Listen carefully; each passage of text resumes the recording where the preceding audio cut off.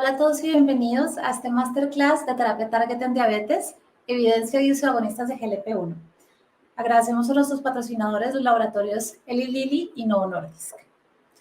Entonces, para hablar de los agonistas de GLP-1, vamos a hablar rápidamente del concepto de incretinas, donde sabemos que la definición del efecto incretina se refiere a una señal del tracto gastrointestinal que estimula la producción de insulina asociada a una ingesta de nutrientes. Este efecto se venía discutiendo desde hace más o menos 70, 80 años, pero sin embargo solamente hasta décadas relativamente recientes se pudieron detectar las dos hormonas principales que intervienen en el efecto.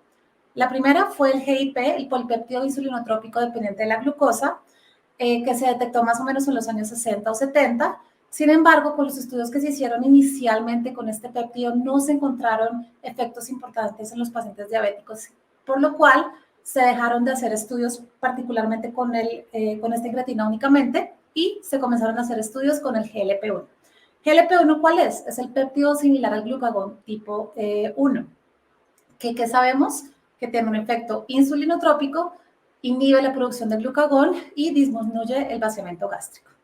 Aquí podemos ver entonces lo que fue el efecto incretina en pacientes sin diabetes y pacientes con diabetes, donde vemos que una carga oral de glucosa va a producir, tiene un impacto importante en la producción de insulina versus aquellos pacientes que son diabéticos, donde no tenemos un incremento de la producción de insulina. Adicionalmente, si vemos que estos pacientes, cuando se les coloca una infusión de glucosa de forma intravenosa, no tenemos una respuesta tan grande en la producción de insulina, por lo cual se sabe que este efecto incretina está relacionado con el tracto gastrointestinal y con la producción que se asocia a la ingesta de nutrientes tipo carbohidratos. Entonces aquí tenemos rápidamente lo que es esta gráfica. Tenemos la ingesta de un carbohidrato, producción de las incretinas a nivel del tracto gastrointestinal, liberación, GLP-1 y GIP activo. Efectivamente, estas actúan a nivel del páncreas, donde vamos a tener un efecto dependiente de la glucosa, lo cual es supremamente importante. Tenemos aumento de la secreción de insulina por las células beta y vamos a tener aumento de la captación de glucosa a nivel del músculo. Esto va a bajar la glucosa plasmática. Adicionalmente, vamos a tener disminución de la producción de glucagón, principalmente por el GLP-1, no por el GIP. Vamos a tener disminución de la producción de glucosa hepática y nuevamente un impacto en la glucosa plasmática. Adicionalmente, vemos acá la diana terapéutica de los inhibidores de la DPP4, donde tenemos esta enzima que desactiva el GLP-1 y el GIP.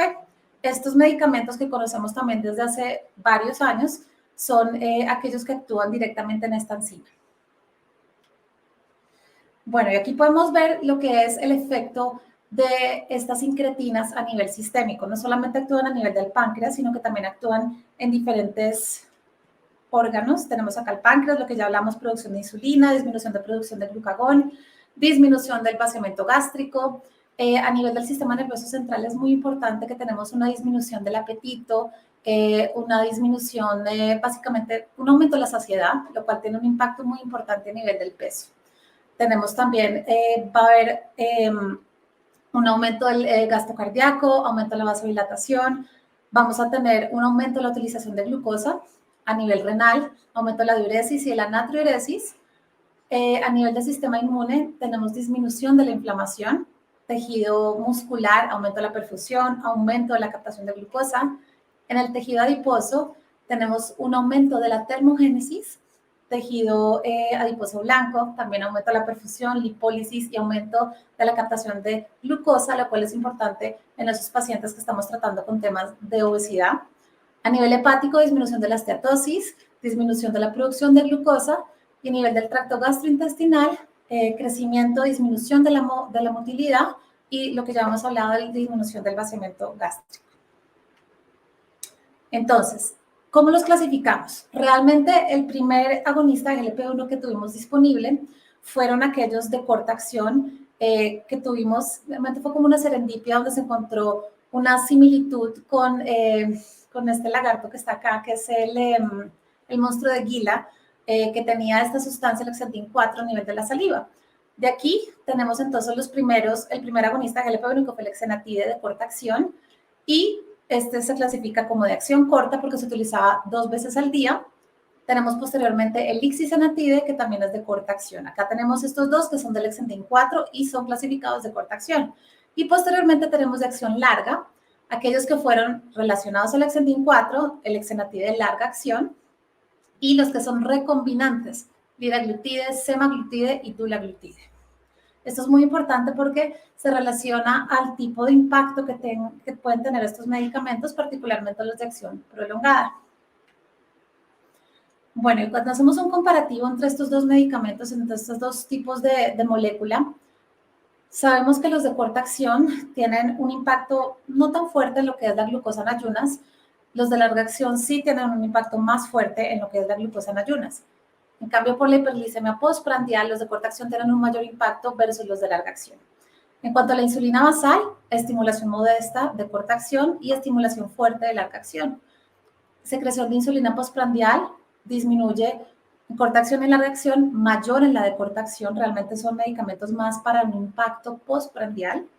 Tenemos también secreción de glucagón disminuida en ambos. En el vaciamiento gástrico, predominantemente se presentan los de corta acción, sin un efecto tan marcado en los de larga acción, aunque sí se ha descrito. Presión arterial se disminuye en ambas. Frecuencia cardíaca, neutro o leve aumento en los de corta acción y un aumento moderado en los de larga acción. En cuanto a pérdida de peso, el impacto en el peso suele ser mucho mayor en los de larga acción versus los de corta acción, aunque ambos tienen impacto en peso. Y en las náuseas tenemos también un porcentaje relativamente similar. Ambos van a mejorar la presencia de náuseas y de malestar general con el tiempo, pero sí se presentan en ambos tipos de medicamentos. Y aquí tenemos entonces lo que son unas figuras donde tenemos la molécula de GLP-1. Tenemos acá el lexenatide, el Lexentin 4. Aquí tenemos la molécula del liraglutide, donde tenemos también la colocación de una albúmina con un ácido graso para permitir una vida media más prolongada. Semaglutide, también similar, una molécula de albúmina con un ácido graso aún más prolongado. Y tenemos acá la molécula de dulaglutide, donde también tenemos una asociación con un fragmento de inmunoglobulina para prolongar el tiempo de acción. Aquí tenemos el albiglutide, que realmente no está disponible en la actualidad. Entonces, el impacto en glicosilada que tenemos. Primeramente tenemos acá liraglutide de 1.2 y de 1.8. Tenemos un impacto más o menos de 1.5 en glicosilada para ambas moléculas, para ambas presentaciones, ambas dosis. Aquí tenemos en dulaglutide 0.75 y 1.5 miligramos que se aplican una vez a la semana, donde tenemos también un impacto de menos 1.4 y menos 1.5 de disminución en la glicosilada. Semaglutide 0.5 miligramos semanal o 1.5 miligramos semanales. Entonces también tenemos más o menos de 1.5 a 1.8. Entonces, así de entrada podemos ver que estos medicamentos tienen una potencia relativamente moderada, fuerte, y que adicionalmente dosis dependiente con un impacto, digamos que más grande con semaglutide de 1 miligramo. En cuanto al peso que vemos acá, nuevamente el liraglutide, una pérdida en promedio de 2.9 a 2.8 kilogramos. Dulaglutide, con ambas presentaciones de las dos dosis, 2.6 a 2.9, y un impacto aún mayor con semaglutide de 4.6 a 6.5. No tenemos estudios cabeza a cabeza, entonces realmente lo que se hizo fue utilizar los diferentes estudios de los diferentes programas para cada medicamento. Entonces, acá adelante tenemos el liraglutide, tenemos el LEAD-6, donde se utilizó liraglutide comparativamente con exenatide. Tenemos un impacto mayor a nivel de glicosilada, 1.4. Tenemos acá los programas, el programa del dulaglutide, que es el AWARD, donde vemos un comparativo con las dosis de 0.75 y de 1.5 con exenatide, con mayor potencia en glicosilada para ambas dosis de dulaglutide. Los estudios de SUSTAIN, que son los de estudios de semaglutide, donde tenemos entonces exenatide versus semaglutide de 1 miligramo. Acá vemos, por ejemplo, un impacto en glicosilada mayor con una disminución de 1.5. Tenemos el SUSTAIN 7, donde hay una dosis de dulaglutide. Tenemos dulaglutide 0.75 y 1.5. Y tenemos la presentación de semaglutide de 0,5 y de 1 miligramo, donde ambas presentaciones de semaglutide demostraron mayor beneficio, mayor impacto a nivel de la glicosilada.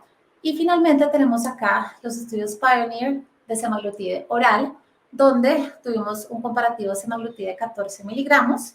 Entonces, acá semaglutide versus liraglutide de 1,8, donde tuvimos mayor impacto. Tenemos acá liraglutide de 0,9 con semaglutide oral de 7 y de 14, ambas 7 y 14 presentando mayor impacto que liraglutide. Y finalmente tenemos el Pioneer 10, donde dulaglutide 0,75 nos dio un impacto similar a semaglutide de 7 miligramos, pero a 14 miligramos nos dio un impacto mayor. En cuanto a peso, tenemos similar acá liraglutide, mayor impacto comparativamente versus exenatide. Tenemos dulaglutide, que fue relativamente parecido, pero acá eventualmente vemos, sí, aquí tenemos el AWARD, tanto 6 como el AWARD 1, donde hubo un impacto benéfico. Sin embargo, acá predominantemente se ve un mayor impacto a nivel del liraglutide 1,8, sabiendo que ambos medicamentos tuvieron una pérdida de peso entre 3 a 4 kilos. En el programa Sustain tenemos también un impacto importante a nivel del peso, más o menos 7 kilogramos de porcentaje en cambio.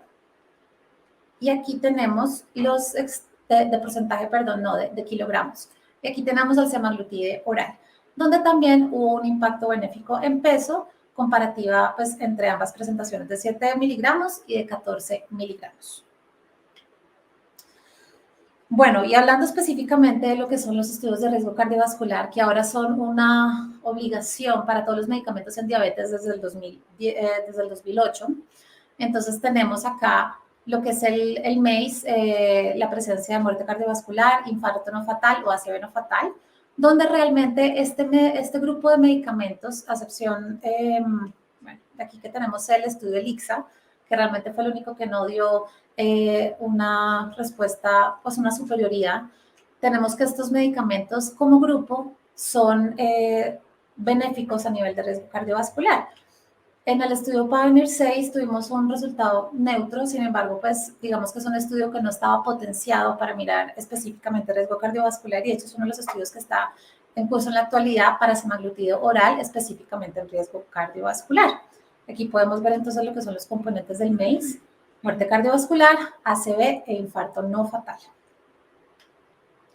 Y finalmente, cuando hacemos un comparativo entre lo que son los agonistas de GLP-1, los inhibidores de la SGLT2 o los inhibidores de la DPP-4, entonces tenemos que los agonistas de GLP-1 en su gran mayoría tienen un impacto benéfico. Digamos que tenemos una tendencia a superioridad en lo que es el desenlace cardiovascular de MACE. Y en cuanto a falla cardíaca, realmente son relativamente neutros. Comparativamente con los SGLT2, que son con un impacto positivo en cualquiera de las diferentes moléculas disponibles. Una de las teorías que se tiene con respecto a esto es el impacto que tiene el medicamento a nivel cardíaco cuando hay aumento de la falla de la frecuencia cardíaca. Entonces, se sabe que realmente estos medicamentos puede que sí tengan un beneficio a nivel del riesgo cardiovascular y de la enfermedad aterosclerótica, más no específicamente en los desenlaces de falla y hospitalización por falla cardíaca, como si presentan los inhibidores del SGLT2. Y ya cuando vemos lo que son los desenlaces renales, que también en los diferentes estudios no eran tan específicos, hablaban de deterioro de la función renal en un 50%, 57%, presencia de falla renal, necesidad de diálisis, necesidad de trasplante, digamos que no eran como tan homogéneos estos resultados. Podemos ver acá de todas formas que los agonistas de GLP-1 como grupo tienen una tendencia benéfica con respuesta, pues con deterioro de enfermedad renal en el compuesto, pero este compuesto, cuando uno ya mira el detalle, está en relación directa a la disminución de la macroalbuminuria o la no progresión de esta cuando sí se presenta. Y esto se podría relativamente explicar por el mecanismo que se le ha adjudicado a los medicamentos. Entonces acá podemos hablar del impacto en la aterosclerosis. ¿Qué sabemos? Estos medicamentos disminuyen lo que son las especies reactivas de oxígeno, tienen disminución en la actividad de las moléculas de adhesión a nivel vascular aumenta la producción de óxido nítrico y disminuye la endotelina, permitiendo que haya vasodilatación. Adicionalmente, hay disminución de la formación de células espumosas, proceso de apoptosis, necrosis, disminuye la proliferación vascular, hay preservación de la placa cuando ésta existe y también disminuye lo que es la progresión de ella. O sea, cuando hay una placa se estabiliza más y no progresa. Y esa es como una de las, de lo que se ha adjudicado como los beneficios del medicamento y los diferentes, pues la evidencia que tiene en los diferentes desenlaces, tanto cardiovasculares como a nivel renal, y no, por ejemplo, como en falla cardíaca. Entonces, ¿qué sabemos de los medicamentos entre corta y larga acción? Todos aparentemente tienen un beneficio, a excepción del lixisenatide, que dio una respuesta muy neutra. Entonces, sabemos que en términos generales, los de larga acción son más, tienen un mejor perfil, tienen un mayor impacto, tienen evidencia de estudios de riesgo cardiovascular benéficos y permiten adicionalmente la mejor adherencia en el paciente. Esto es supremamente importante porque entre colocar una inyección de forma diaria, hacerlo de forma semanal, se logra que el paciente tenga mejor adherencia y que no tenga tanta carga de polifarmacia, que usualmente es algo que se encuentra en nuestros pacientes. Adicionalmente, pues los resultados de riesgo cardiovascular a uno también le dan muchísimo más seguridad de saber que no solo está manejando la parte de la diabetes, aunque sabemos que se está haciendo de buena forma teniendo en cuenta el impacto que tiene la glicosilada y en peso, pero adicionalmente sabemos que estamos probablemente dándole beneficio en otras áreas. Entonces, ¿qué sabemos adicionalmente y qué tenemos de nuevo? Tenemos entonces el semaglutide oral. Ya hablamos un poquito de eso en los diferentes estudios y las gráficas que les mostré previamente. Los estudios que se han presentado con este medicamento son los estudios Pioneer, en donde tenemos entonces, por ejemplo, acá la primera tablita. Entonces podemos ver los pacientes con un diagnóstico de diabetes relativamente reciente, con una glicosilada de base en 8, monoterapia, donde tenían manejo placebo versus el medicamento, tenían el background era de dieta y ejercicio, y adicionalmente lo que se hizo fue pues placebo versus una titulación de 3, 7 y 14 miligramos. Aquí fue un estudio que se llevó por 26 semanas. Entonces aquí podemos ver lo que fue el impacto de las diferentes dosis. Aquí tenemos 3, 7, 14 y placebo, donde claramente se mostró un beneficio con todas las presentaciones de semaglutide oral, específicamente con la dosis de 14 miligramos a 1.5 de cambio en la hemoglobina glicosilada. Recordemos que el agonista de GLP-1 subcutáneo oscila entre 1.5 y 2 y 2 de porcentaje de glicosilada. Aquí cuando ya tenemos pacientes con enfermedad establecida de 7 a 9 años de evolución, que ya tenían monoterapia con algún medicamento o un antidiabético oral, metformina, empaglifosina, sitagliptina, sulfonilurias, 1 o 2 medicamentos orales. Entonces tenemos lo mismo, titulación del medicamento, dosis de 14, por ejemplo, el Pioneer 2 fue semaglutide oral 14 miligramos versus empaglifosina 25 miligramos. ¿Qué tuvimos acá? Un impacto mayor del semaglutide oral a 1.3 comparativamente con 0.9 de la empaglifosina. Tenemos acá el Pioneer 3, que fue versus sitagliptina en pacientes que tenían metformina más o sin sulfonilurias. Estos pacientes se les tituló la dosis también, se dejaron estos grupos de control de 3, de 7, de 14 y sitagliptina de 100 miligramos, se llevó a 26 semanas, y aquí podemos ver que entre las dosis de 3 y, bueno, y sitagliptina de 100, realmente la sitagliptina muestra un impacto mayor de 0.8, pero para semaglutide de dosis de 7 a 14 es mayor. Pioneer 4 tenemos versus liraglutide, entonces son pacientes que tenían metformina con o sin SGLT2, se les inició semaglutide titulable a dosis de 14 y eventualmente el grupo placebo estaba con 1.8. Y aquí que podemos ver que tenemos un impacto entre semaglutide y liraglutide mayor. Relativamente no hubo tanto cambio, obviamente versus placebo sí hay una diferencia marcadísima, pero tenemos un mayor impacto a nivel de semaglutide oral. Bueno, aquí tenemos el Pioneer 7, también 1 o 2 antibióticos orales, semaglutide titulable, sitagliptina, y tenemos también un impacto mayor a nivel de la combinación, del semaglutide. Finalmente tenemos ya pacientes con diabetes avanzada, 14 a 15 años. Aquí tenemos pacientes que ya tengan insulina, se les puso insulina más el antidiabético oral que venían manejando de entrada. Tenemos la titulación del medicamento, 3, 7 y 14 miligramos, donde tenemos mayor impacto en la presencia del medicamento. Aquí tenemos pacientes con enfermedad renal y tenemos enfermedad renal con enfermedad cardiovascular. Y tenemos un impacto mayor a nivel de la glicosilada, un descenso mayor. Bueno, entonces esta molécula tiene el nombre de Rybelsus, está aprobada por la FDA desde el 2019, viene en tabletas de 3 miligramos, 7 miligramos y 14 miligramos, y básicamente es un medicamento que tiene una capa de SNAC. Básicamente lo que hace es que el medicamento no se degrade con el ácido del estómago y que eventualmente pueda absorberse posteriormente. Entonces, pues digamos que las recomendaciones para la toma del consumo del medicamento es que sean ayunas, que sea con agua, con menos de 120 cc, realmente es como con 2 tragos de agua, que no sea mucha agua, y toca evitar ciertos medicamentos o alimentos concomitantes. Entonces, esta es una de las cosas que podría eventualmente dificultar la adherencia del medicamento, especialmente cuando son pacientes que tienen polifarmacia. Simplemente con la levotiroxina puede haber algo de interacción, y de hecho la levotiroxina es uno de los medicamentos que puede inclusive aumentar su vida media en presencia del medicamento. Entonces, cuando uno escoge, pues eventualmente si uno va a escoger un paciente para este tipo de medicamentos, tiene que tener en cuenta los medicamentos que utilice previamente. Bueno, aquí vamos a hablar un estudio rápidamente, que es el AWARD-11. Aquí estamos específicamente hablando de dulaglutide.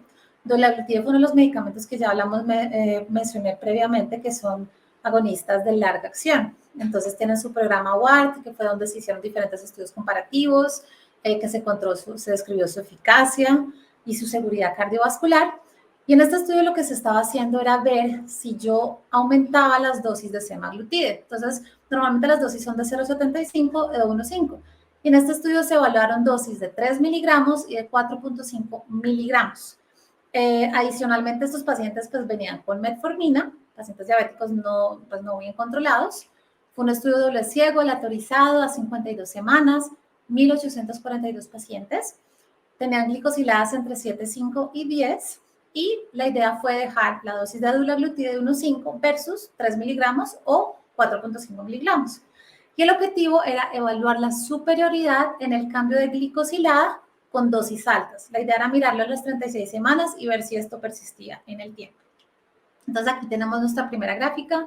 Aquí podemos ver los diferentes colores de las dosis. 1,5 es azul, 3 miligramos es, el color es salmón y 4,5 es el rojo. Entonces podemos ver que claramente aquí cuando ya se separan las dosis, la disminución de la glicosilada es mayor con las dosis de dulaglutide de 3 miligramos y de 4,5, siendo 4,5 la disminución mayor. Aquí vemos que es significativo comparativamente entre 1,5 y 4,5. Aquí entre 1,5 y 3 no hubo tanta diferencia, pero pues sí fue algo significativo. Finalmente aquí vemos también la persistencia en el tiempo, 36 semanas y 52 semanas. Entonces, ¿qué se encontró? Que definitivamente el control glucémico es superior, hay mayor impacto en peso y se puede utilizar en pacientes que no lleguen a metas con dosis usuales de dulaglutide en manejo con metformina, que fue específicamente el diseño que se realizó en este estudio. Por otro lado, tenemos entonces el Sustain Forte. Este es un estudio donde se buscó algo similar, eficacia y seguridad de dosis más altas de semaglutide.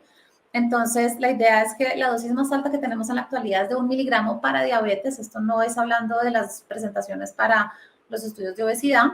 Y la idea era mirar si una dosis de 2 miligramos podía mostrar algún beneficio en pacientes no controlados. Entonces, este fue un estudio doble ciego aleatorizado con un control activo y paralelo, 40 semanas, 961 pacientes, diabéticos también que no estaban controlados, una glicosilada entre 8 a 10.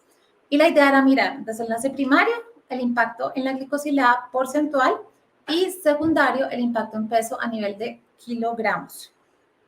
Entonces acá podemos nuevamente ver semaglutida en el azul oscuro 1 miligramo versus 2 miligramos en el azul claro.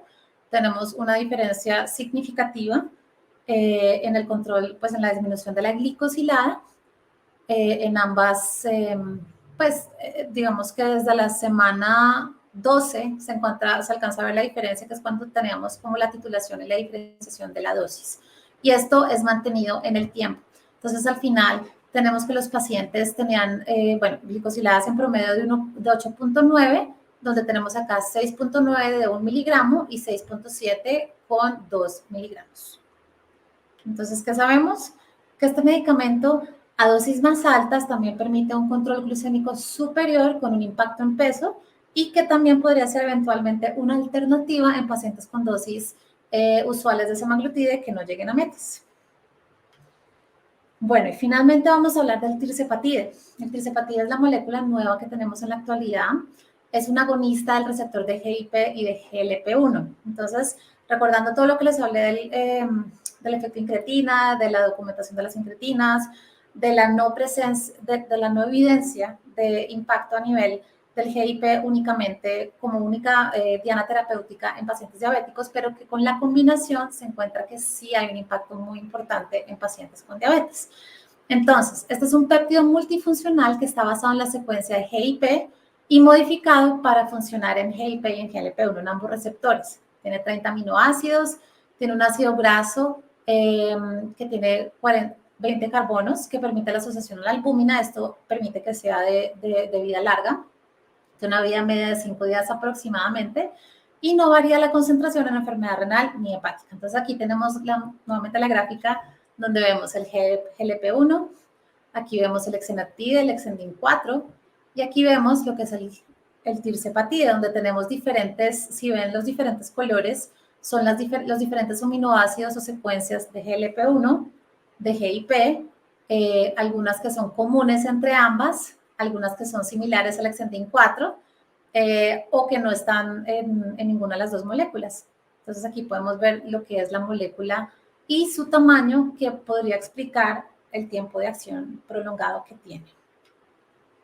¿Qué es importante de esto? Es una molécula que posee actividad farmacológica en 2 dianas, funcionan ambos receptores. Entonces, cuando hablamos específicamente de la acción de ambas hormonas, ya rápidamente lo mencionamos, pero aquí hay que tener en cuenta que en algunas cosas se van a estimular favorablemente o en otras van a tener una disociación, digamos, con efecto diferente. Entonces, a nivel del sistema nervioso central, el GLP-1 tiene un impacto en la saciedad. Con ingesta tenemos un impacto de disminución entre ambos y esto nos va a hacer una sinergia final. El gasto energético, el GLP-1, no ha demostrado que aumente el gasto energético. Sin embargo, los receptores de GIP parece que sí tienen algo de impacto a nivel del gasto energético, lo cual puede que nos explique algo el aumento, pues la mayor pérdida de peso que se presenta en estos pacientes. En cuanto al peso, ambos tienen un impacto en peso, entonces es un efecto sinérgico, lo cual también podría eventualmente explicarnos los resultados que hemos tenido con los diferentes estudios. Y de náuseas, entonces el GLP-1 da náuseas, es uno de los efectos secundarios, mientras el GIP no debería aumentar las náuseas. Entonces se estaba esperando que esto lograra más o menos estabilizar ambas respuestas. Sin embargo, pues los pacientes, ya vamos a hablar un poquito de eso, sí tienen presencia de náuseas cuando se inicia el medicamento. En cuanto al páncreas, ambos aumentan la producción de insulina, una sinergia, lo cual nos puede explicar los efectos que tienen en el paciente diabético. El glucagón, entonces el GLP-1 lo disminuye mientras el GIP lo aumenta. No se sabía muy bien si esto iba a tener algún tipo de deterioro en el impacto en el paciente diabético. Aparentemente no se ha visto en los estudios. Sin embargo, no se sabe muy bien si a largo plazo pueda, pues si eventualmente en poblaciones más largas, si los estudios en vida real tengan algún tipo de efecto que nos puedan mostrar menor control en el paciente diabético. En cuanto al vaciamiento gástrico, el GLP-1 sí actúa mientras no actúa el GIP. En la acumulación del tejido adiposo, entonces, el GIP aparentemente tiene receptores a nivel del tejido adiposo, lo cual digamos que parte de los estudios y de las cosas que se han logrado evidenciar es que hay una disminución en la grasa ectópica, lo cual podría eventualmente abrir un poquito más ese espectro de manejo farmacológico en el paciente con adiposopatía asociada a la diabetes o sin diabetes. Entonces, esta es una de las áreas más interesantes que tiene esta nueva molécula. Y finalmente, la hiperglucemia, pues ambos van a tener un impacto benéfico en la hiperglucemia, una sinergia. Entonces, mayor beneficio en el paciente diabético. Aquí podemos ver rápidamente lo que es el impacto en las diferentes áreas que ya hemos hablado: sistema endocrino, músculo, corazón, tracto gastrointestinal, nuevamente inactivación por la DPP4, y tenemos, bueno, el impacto en el páncreas, que es un poquito diferente a nivel del glucagón, pero que para la parte de la insulina, digamos que es benéfico para ambas moléculas. Bueno, entonces, este es el programa SURPASS. El programa SURPASS es los estudios que se hicieron para evaluar el tirzepatide en pacientes diabéticos. Entonces, tenemos diferentes estudios. Aquí vamos a hablar rápidamente. El primero, SURPASS 1, pacientes con monoterapia. Entonces, eran pacientes naïve, pacientes con diagnósticos recientes de diabetes, que se les ponía la dosis de tirzepatide versus placebo. 2 medicamentos, el SURPASS 2. Entonces, pacientes, por ejemplo, también diabéticos relativamente nuevos que tuvieran manejo con metformina, y se les ponía tirzepatide versus semaglutide. No, qué pena, aquí está, esto es un error. Se les ponía metformina con el tirzepatide o placebo. Aquí tenemos el SURPASS 3, que eran pacientes con 2 o 3 medicamentos, con metformina más o sin SGLT2, y venían con tirzepatide versus insulina. El SURPASS 4, 4 medicamentos de 2 a 4, entonces 1 a 3 antibióticos orales, tirzepatide versus insulina glargina. Entonces el 3 era con degludec, el 4 con insulina glargina, y combinación con insulina SURPASS 5 y 6. Entonces, pacientes que vinieran con insulina, con metformina y se les ponía tirzepatide, o pacientes que vinieran con insulina glargina con metformina y que se les pusiera tirzepatide versus bolos con insulina lista. Entonces, vemos diferentes espectros del paciente diabético. Finalmente, tenemos el SURPASS de riesgo cardiovascular, que es dulaglutide versus tirzepatide, que está en curso en la actualidad. Entonces, ese es un esquema general de lo que fue la titulación al diseño para todos los estudios. Obviamente, el placebo o el medicamento a evaluar era diferente para cada uno, pero aquí la idea era aleatorizar, iniciar dosis de 2.5, de 5, de 7.5, de 10, de 12.5, perdón, y de 15. ¿Por qué? Porque se querían evaluar las presentaciones de 5 miligramos, 10 miligramos, 15 miligramos versus el placebo o versus el comparador. Y esto ya era para los diferentes estudios. La idea era, como objetivo primario, mirar la superioridad o la no inferioridad del tirzepatide, 5 miligramos, 10 miligramos y 15 miligramos versus el placebo o el comparador, en promedio de cambio de hemoglobina glicosilada basal a las 40 o a las 52 semanas. ¿Por qué? Porque estos estudios fueron de 40 a 52 semanas. Entonces, aquí tenemos lo que es el cambio en la glicosilada con los diferentes estudios. Entonces, por ejemplo, el SURPASS 1, que los pacientes de monoterapia naive de medicamentos, que era tirzepatide versus placebo. Entonces, aquí tenemos los 3 medicamentos, las 3 dosis, perdón, 5, 10 y 15 miligramos versus placebo, donde tenemos un impacto clarísimo, una mayor descenso de la hemoglobina glicosilada. Tenemos el SURPASS 2, pacientes que venían con metformina, donde tenemos también un impacto mayor, 2.3, 2.2. Aquí tenemos el SURPASS 3, donde tenemos placebo no. Tenemos acá SURPASS 3, 5, 10, 15 miligramos, y el de la insulina de Gludec. Esto es importante porque tuvimos mayor evidencia de descenso glicosilada versus la insulina. Aquí tenemos el SURPASS 4, de 1 a 3 medicamentos orales versus insulina glargina, también un impacto mayor. Entonces, ambas insulinas de primera y de segunda generación. Y finalmente el SURPASS 5, donde eran pacientes con antibióticos orales, insulina basal, y tenemos versus placebo, un impacto mayor para las 3 moléculas. El SURPASS 4 era un medicamento metformina y era tirzepatide versus semaglutide, que no les comenté bien. Vamos a hablar un poquito más de eso en unos minutos. Bueno, y el impacto en peso, entonces también vemos un impacto benéfico en general para todas las dosis, particularmente la dosis de 15 miligramos. Aquí tenemos un aumento en pacientes con degludec, con glargina y en placebo. Entonces, un impacto benéfico en general para todos los pacientes en el peso. Bueno, el Surpass-2, entonces el Surpass-2 eran pacientes que estaban con metformina y se les dejó semaglutide versus tirzepatide las 3 dosis. ¿Por qué semaglutide? Porque vimos que este es el medicamento que ha mostrado, digamos, con un cambio mayor en la glicosilada y en el peso. Entonces, cuando vemos las diferentes gráficas, tenemos acá el cambio en la hemoglobina glicosilada, que fue mayor, versus semaglutide 1 miligramo. Aquí tenemos valores significativos, particularmente para la dosis de 15 miligramos. Y el cambio en la hemoglobina glicosilada, teniendo en cuenta que estos pacientes eventualmente aquí se presentó la diferencia importante con la titulación que habíamos hablado. Entonces, estos pacientes bajaron a 5.82% de glicosilada. Y aquí cuando vemos una obtención del desenlace compuesto, en este estudio particularmente, que era buscar una glicosilada menor de 6.5, pérdida de peso de más de 10 kilogramos y ausencia de hipoglicemia nivel 2 o 3, entonces tenemos que se llegó 32% en tirzepatide 5 miligramos, 51 en 10 miligramos y 60 en 15 miligramos, versus el semaglutide de 1 miligramo que llegó al 22%. O sea que buscando este desenlace compuesto, como poner una meta más alta, digámoslo así, se obtuvo un porcentaje mayor de respuesta en los pacientes con tirzepatide y mayor a más dosis. Entonces, de los efectos secundarios, vamos a hablar también del Surpass-2, pero esto digamos que se puede extrapolar relativamente a todos los estudios.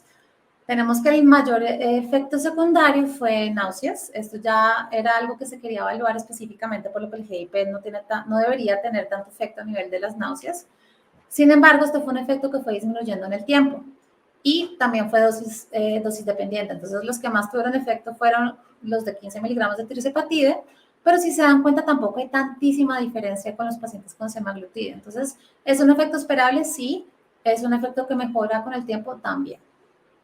Y en cuanto a la hipoglicemia, entonces básicamente en esta tabla vamos a ver que los pacientes, pues los de hipoglicemia, los que mayor presentaron fueron los pacientes con insulina, Surpass 4 y Surpass 5. Sin embargo, realmente la presencia de hipoglicemia nivel 1, nivel 2 y eventualmente la hipoglicemia severa fue relativamente bajo y no hubo tanta diferencia con el comparador. Entonces, esta es una foto de Estocolmo, donde se llevó a cabo el último congreso de la Sociedad Europea para el Estudio de Diabetes, donde se presentaron las nuevas recomendaciones para el manejo de diabetes. Entonces, esto tiene mucha discusión, la idea es desglosarlo con más calmita, pero realmente vemos que estos medicamentos comienzan a tomar aún más fuerza en el manejo, las recomendaciones del paciente diabético, tanto naive, como pacientes con enfermedad cardiovascular establecida, con pacientes con sobrepeso con obesidad. Inclusive aquí también ya vemos el tirzepatide y las dosis elevadas de dulaglutide y de semaglutide. Entonces, esto probablemente va a cambiar las recomendaciones a futuro para nuestros pacientes diabéticos. Estudios en curso, entonces, ¿qué sabemos? Tenemos un estudio nuevo, el SOUL, que está en curso, semaglutide oral y riesgo cardiovascular. Lo que les decía que el Pioneer 6 no estuvo planeado para tener una muestra tan grande, fue neutro. Entonces, la idea es mirar si tenemos eventualmente un desenlace cardiovascular favorable. El FLOW, que está buscando semaglutide en pacientes con enfermedad renal crónica. La idea del desenlace primario es mirar el deterioro de enfermedad renal, presencia de falla renal o trasplante, pérdida de la tasa de filtración glomerular, etc. Finalmente, tenemos el SELECT con semaglutida 2.4 miligramos, esta es una dosis para obesidad y riesgo cardiovascular. Y aquí tenemos el Surpass de riesgo cardiovascular, que ya les mencioné rápidamente, donde se está buscando comparativamente con semaglutide versus dulaglutide, a ver si tenemos un beneficio o algo, una demostración de superioridad en cuanto a riesgo cardiovascular. Entonces, ¿qué podemos concluir? Que estos medicamentos son una excelente opción para el manejo del paciente diabético de diferentes categorías, tanto el nuevo como aquel que lleva 10, 15 años de evolución y tiene múltiples medicamentos, tiene un impacto en peso, tiene un impacto cardiovascular benéfico y adicionalmente tenemos opciones disponibles a futuro, muchos estudios en curso y muchas alternativas, lo cual pueden mejorar nuestra gama de opciones para buscar la mejor terapia para nuestro paciente. Lo más importante es que siempre tenemos que tratar de individualizar cada caso y saber que el paciente diabético es un paciente que tiene un proceso dinámico. y que la terapia que yo tenga en un momento puede que no sea la que requiera a futuro o que requirió en el pasado. Entonces, con esto tenemos un nuevo abanico de posibilidades y es un momento muy interesante para poder comenzar a manejar mejor a los pacientes de nuestra práctica clínica. Muchas gracias.